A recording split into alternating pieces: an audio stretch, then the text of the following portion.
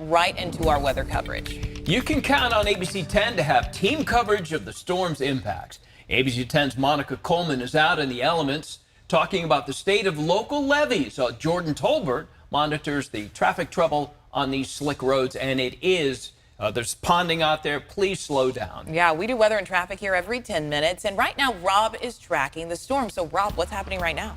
Okay, things are really starting to come together. We've got the high elevation snow that's happening, the steady rain for everybody. It's happening right now, and the winds are starting to ease in.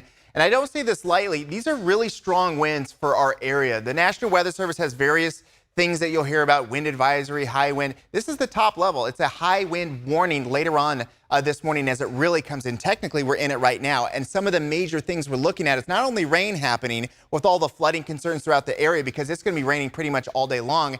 It's when the wind ramps up, then you start to look at the possibility of losing tree limbs, trees themselves, and then localized power outages. That's all still to come later on this morning. But as you can imagine, hour after hour of steady rain, we're going to see a lot of runoff, some flooded areas. The usual spots are going to flood today, and then bigger rivers are rising through the day, and even when the rain stopped, they're still coming up to early tomorrow morning. So we're right in the heart of it right now. It's dark, it's a messy commute, and we're going to be looking at this to continue through the rest of the morning. Who's affected by the strong wind gusts? Everybody. The Bay Area, the Valley, the foothills, as well as the Sierra. It's going to move through hour by hour, and some of the strongest wind gusts right now are still in the Bay Area, but all of that will be moving through our area throughout the early morning commute and a little bit beyond. So this is a big storm that we've got to deal with. The good news is that by tonight, we're wrapping up with the rain and snow, and we're going to have an extended break from all of this. So, Jordan, one of my main concerns is driving through this, especially when it's dark outside. What are you seeing on the roads? Definitely that it's dark outside, the ponding, of course, slick roads. We've said this multiple times this morning, but it's because it's real. You know, I've already seen a couple of spinouts. I've seen slides out there. So when the weather gets like this, it's really important to be extra vigilant out there on the roads. I-5 at Richards this morning, you can see the Tower Bridge in the distance there, waving to our Monica Coleman, who's out there right now. But things are actually moving pretty nicely around the area, whether you're going from Woodland maybe to Davis or the Pocket toward downtown Sacramento. Not going to see really many delays out there this morning, but definitely watch out for those road conditions outside.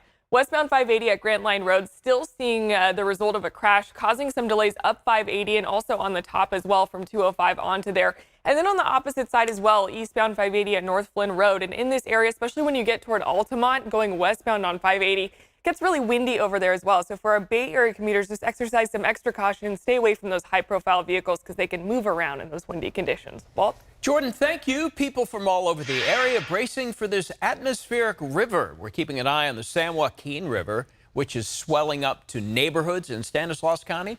People like Lance Bishop in Wilton in South Sacramento have their own worries. District 800 has been working super hard, but they can't cover every spot, and there might be another boil somewhere that they didn't see. Good point. The levees in Wilton broke in 3 spots in January, trapping dozens of people in their cars. 3 people actually died. ABC 10 talked to officials in both counties who say levee safety right now is the #1 priority. And many wonder if we're prepared after a near historic snowpack and a series of warm storms on saturated ground. ABC 10's Monica Coleman joining us this morning live from downtown Sacramento. So, Monica, how are public works officials monitoring things the next few days?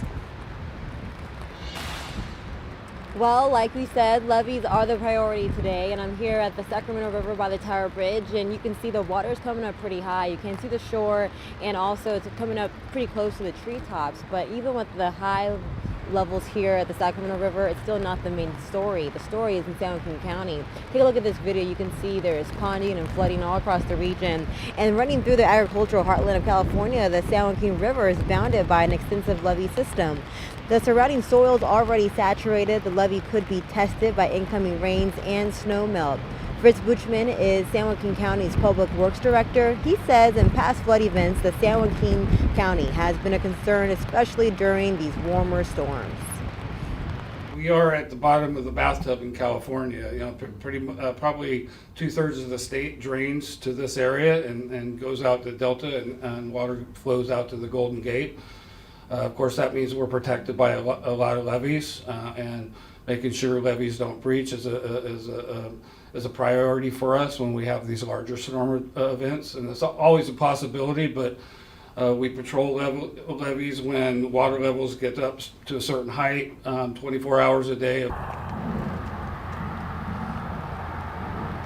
The Sacramento County Office of Emergency Services recommends preparing an emergency kit with an extra change of clothes, hygiene products, prescriptions, and a cell phone charger.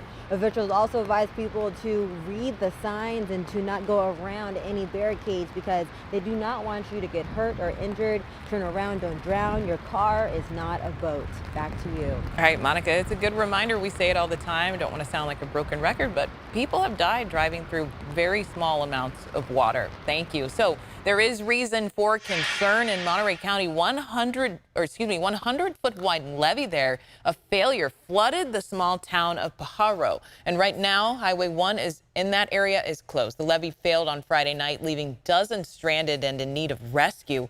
Hundreds of people now staying in evacuation shelters. ABC 10 is working around the clock to keep you safe. You can download our free ABC 10 app to keep up with the latest information on weather conditions. That includes flood watches and warnings. You can also upload your own weather photos and videos. That way we can see what's happening in your neighborhood.